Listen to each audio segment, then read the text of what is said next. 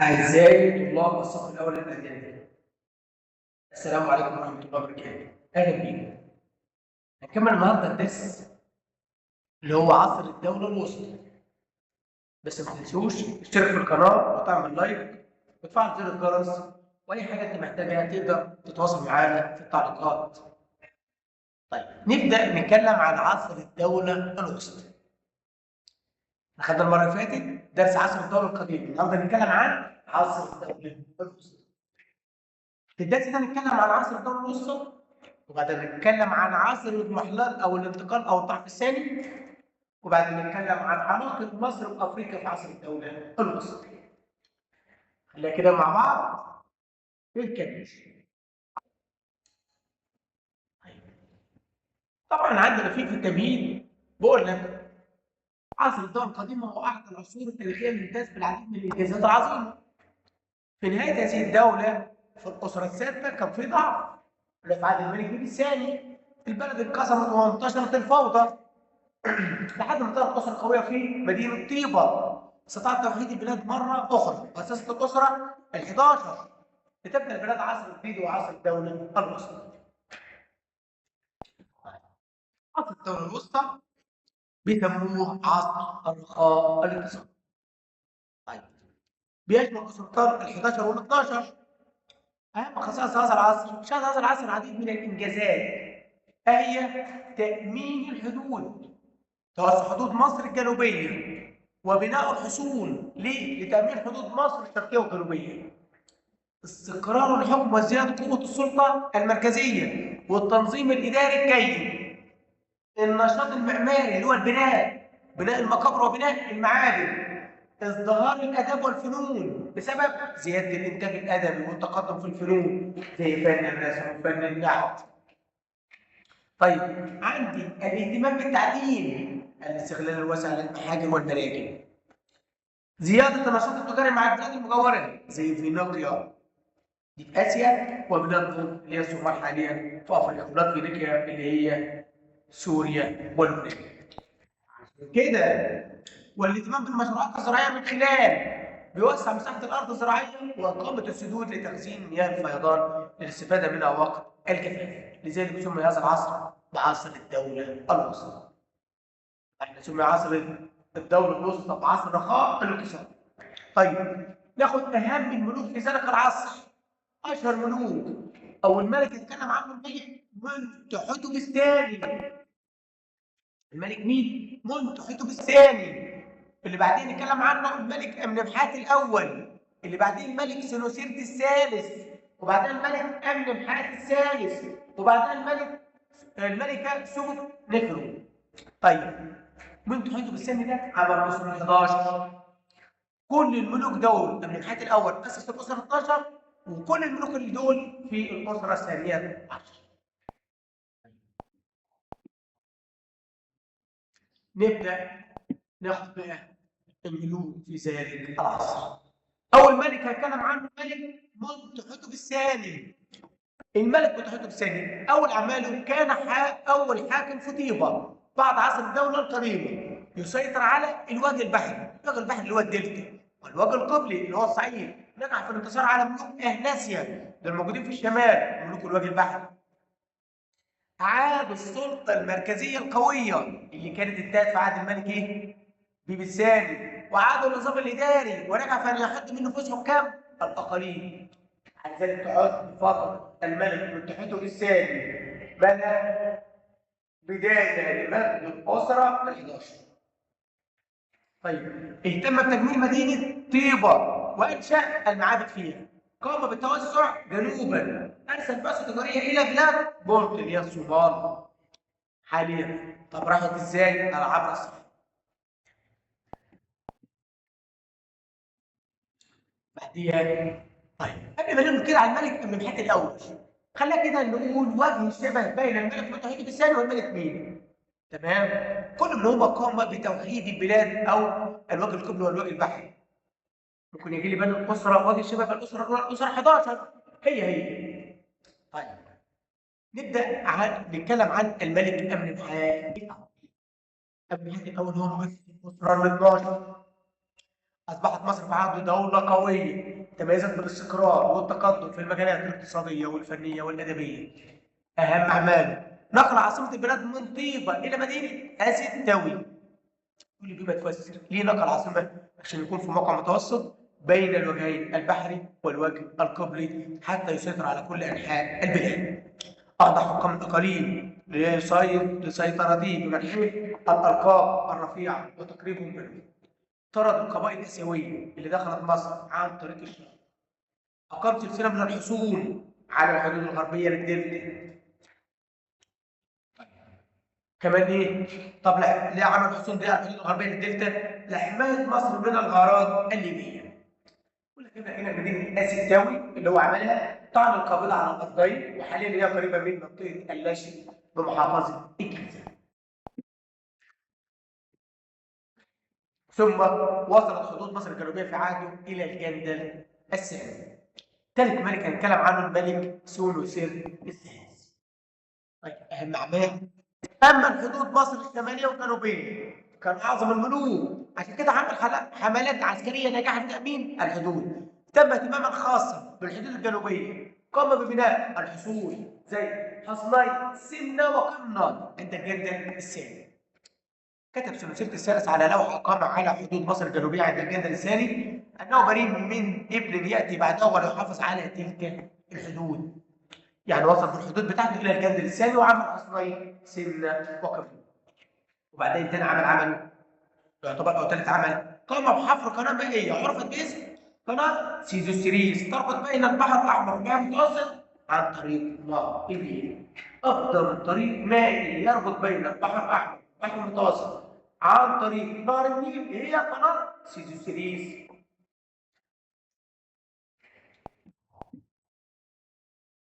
عندي نتائج ترتبت على حفر قناه سيزوسيريس لزياده النشاط التجاري بين مصر واليونان.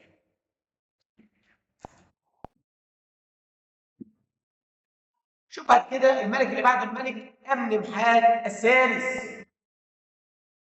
امن محات الثالث امتاز عهده بالسلام والتنميه الاقتصاديه. تم باستثمار موارد مصر. اهم اعماله بعت 24 بعثه لاستخراج المعادن وقطع الاحجار في شبه جزيره سيناء. 24 بعثه راحت لسيناء عشان تقطع الاحجار وتستخرج المعادن.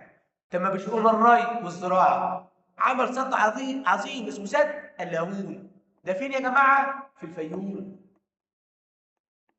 عند مدخل بحيره مرس لبحيره قارون حاليا في الفيوم لتخزين مياه الفيضان. وذلك بهدف حمايه البلاد من المجاعه التي قد تصيبها نتيجه انخفاض منسوب مياه نهر النيل وتوسع في مساحه الارض الزراعيه. اقام مقياس للنيل عند الجندل الثاني لمراقبه ارتفاع منسوب مياه النيل. مقياس للنيل عشان يقدر يشوف الميه كثيره ولا قليله وبالتالي يحدد الضرائب على اساسها. عمل سد اللاهون عشان يحمي البلاد من المجاعة ويحدث بها الفيضان ويستخدمها وقت الحاجة. طيب بعديها الملكة سوق نفر آخر ملوك الأسرة ال 12 ابنة الملك أمنمحات الثالث تولت حكم مصر بعد وفاة أمنمحات الرابع. استمر حكم البلاد 4 سنوات.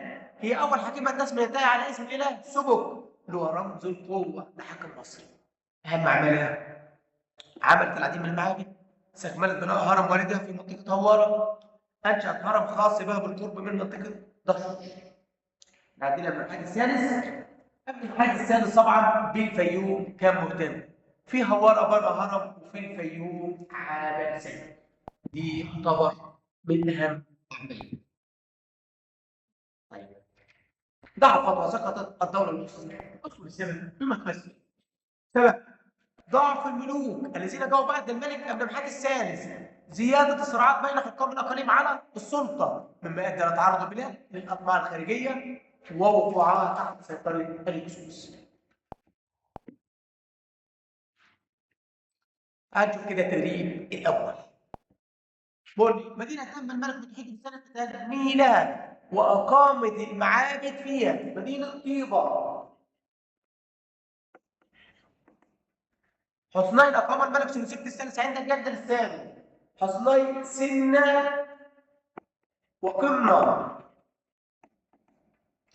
قناة مائية تم حفرها في عهد الملك سنوسرت الثالث وساهمت في زيادة حركة التجارة بين مصر وجيرانها. قناة سيزوسريس.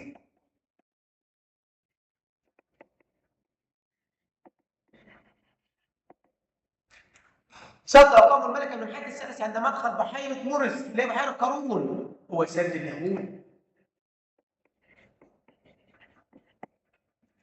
بما تفسر بناء الحصول في عصر الدولة الوسطى في مصر القديمة لحماية البلاد والحدود من الأخطار الخارجية. وطبعا كان بيحكم كمان الناس اللي بتمر عبر الصحراء بالمعادن. طيب اللي بعده اتخاذ الملك منحدر تاوى المدينة أسد تاوى عاصمة جديدة للبلاد. اذكر هنا السبب ليه الملك المنحدر الثالث عمل مدينة أسد تاوى وخلاها هي العاصمة جديدة للبلاد، لأنها تتوسط البلاد بين الوجه القبلي والبحري والإحكام السيطرة على البلاد. أقام مقياس للنيل في عهد الملك محمد السادس. ليه اتعمل مقياس؟ لتحديد منسوب المياه في نهر النيل. دلل الظاهر النشاط التجاري في عصر الدولة الوسطى. ايه الدليل على كده؟ ان الظاهر النشاط التجاري في عصر الدولة الوسطى. اقول له زاد النشاط التجاري خاصة بعد حفر قناة سيزوسيريس. طيب استطاع الملك المحيط الأول تأمين حدود مصر الغربية. أقام الحصون غرب الدلتا، عشان كده استطاع حماية حدود مصر الغربية. آخر حاجة اهتم الملك المحيط الثالث باستثمار موارد مصر. استثمار موارد مصر أقام سد اليهود، وأقام المشروعات الزراعية، واهتم باستخراج المعادن. النقطة دي كده نشوف بعد كده نتكلم عن عصر الاضمحلال الثاني أو عصر الضعف الثاني. عصر الاضمحلال الثاني وعصر الضعف الثاني كان شمل 5 أسرات. ليه؟ من أسرة 13 لحد الأسرة 17. البلاد تعرضت في هذا العصر لغزو الهكسوس. طب من هم الهكسوس؟ مجموعة من القبائل اللي جاءت من وسط آسيا، طبعا عن طريق شبه جزيرة سيناء. استولوا بالقوة على مدينة من نفر اللي هي منف العاصمة في عصر الدولة القديمة، وقاموا بتدمير المعابد، سلبوا ممتلكات المصريين، فرضوا الضرائب عليهم. استقر الهكسوس في شرق الدلتا، وكانت العاصمة بتاعتهم أواريس. الهكسوس قوم رعاة غزا مصر من زمان، وعاصمتهم أواريس. طيب وبذلك حكم الهكسوس الوجه البحري، أما الوجه القبلي فكان يحكم البراء وطنيين. اكتفى الهكسوس بقبول دفعهم للضرائب، تبقى هم سيطروا على كل مصر ما عدا الوجه القبلي. امال الوجه القبلي كان فيه ايه؟ حكام وطنيين من مصر. طبعا ليه؟ كانوا بيدفعوا الضرائب دون تدخل في شؤون حكمهم. كفاح المصريين ضد الهكسوس او حرب التحرير. كان عصر الاسره 17 عصر الانتفاضه ضد الهكسوس، ثوره بقى وحرب ضد الهكسوس. عملوا مثل هذه الاسره على تنظيم امور مملكتين في طيبه وبث الشعور الوطني وروح المقاومه لدى المصريين لمواجهه الهكسوس. اشهر ملوك طيبه في ذلك العصر. هل هنتكلم عن اول واحد؟ الملك صقل الرع، من اول الذين قاوموا او واجهوا الهكسوس. البدر نضال حقيقي في عهده الحرب لتحرير البلاد من الهكسوس. ساندته زوجته واحده اسمها اياحته، له دور كبير، ولكنه قتل في ساحه المعركه اثناء الحرب. كده الملك كاموس ابن الملك سكنرع حمل لواء الكفاح بعد مقتل أبيه، وقاد المصريين في حروبهم ضد الهكسوس، حيث عمل على تأمين حدود البلاد الجنوبية، وعمل حملة مفاجئة على أرض الكوش. ما بتاخدش في الجنوب، عمل حملة عليها إيه؟ عشان يجبر أميرة على قطع الإمدادات اللي كان بتصل للهكسوس عن طريق نهر النيل. ثم انطلق بجيش نحو الشمال، حقق انتصار عظيما واستطاع من خلاله يحرر جزء كبير من مصر الوسطى. كانت تحت نفوذ الهكسوس، ولكنه قتل في حرب التحرير ايضا زي ابيه. ناخد بعد كده الملك اللي حرر مصر من خطر الهكسوس هو احمس. اكمل الكفاح الذي بدأه والده سكنرع واخوه كاموس، اتجهوا جيشه نحو الشمال، حاصر عاصمتهم مدينه اواريس حتى دخلها، وفر الهكسوس الى فلسطين. عقب الهكسوس الى فلسطين وحاربوا حتى قضى على خطرهم، طردوا. وبعد ان حرر احمس مصر تماما من الهكسوس، وجه اهتمامه الى اعاده تنظيم البلاد وتاسيس الدوله الحديثه. طبعا عندنا صوره الملك احمس وهو يحارب الهكسوس، واستخدامه للعجلات الحربيه اللي اخذها من الهكسوس وادخلها في الحرب. كلام عن الملكه هي حتب كان له دور مهم في تحرير البلاد من الهكسوس. الدليل على كده شجعت ابنيها احمس وكاموس واحمس على الاستمرار في الكفاح بعد مقتل ابيهم سكنرع، وتولى شؤون الحكم اثناء الحرب ضد الهكسوس نيابه عنهم حتى يعودوا منتصرين. طيب علاقة مصر بأفريقيا في عصر الدولة الوسطى. هل اهتم المصريون القدماء بتأمين الحدود الجنوبية وإقامة الحصون بداية من الجندل الأول حتى الجندل الثاني؟ حرص المصريون القدماء على إقامة علاقات تجارية مع العديد من الحضارات الأفريقية زي حضارة كوش اللي هي في الجنوب. كان بيتبادلوا معهم الحلي اللي هو الذهب، المجوهرات، العطور، المعادن، العاج، التوابل، الزيوت مثل زيت الزيتون وزيت النخيل. أقام المصريون قدماء مراكز محطات تجارية على طول نهر النيل جنوبا بتستخدم فيه تخزين وتوزيع السلع المستوردة والمصدرة. أرسل المصريون قدماء البعثات عشان يستخرج المعادن، وده كان له أثر في تبادل الثقافات. وللدلالة على عمق العلاقات بين مصر وأفريقيا أشار الملك ابن محمد الأول إلى أنه ابن السيدة من الجنوب، وتحدث عن عظمتها ومكانتها. خلينا كده في التدريب الثاني. بدأ مدار حقيقة تحرير البلاد من الهكسوس. من هو بدأ في عصر الرضا الحقيقي؟ طبعا سكنر راح. استطاع تخليص أجزاء كبيرة من مصر نص من نفوذ الهكسوس كاموس. استطاع القضاء على خطر الهكسوس أحمس. خلينا السؤال اللي بعده. ما الأثر الناتج عن تعاون الكوشيون مع الهكسوس؟ قضى كاموس بحملة على كوش لأنهم تعاونوا مع الهكسوس. ما قيمة لما ذكرت العبارة التالية؟ استطاع الهكسوس السيطرة على كل أنحاء مصر.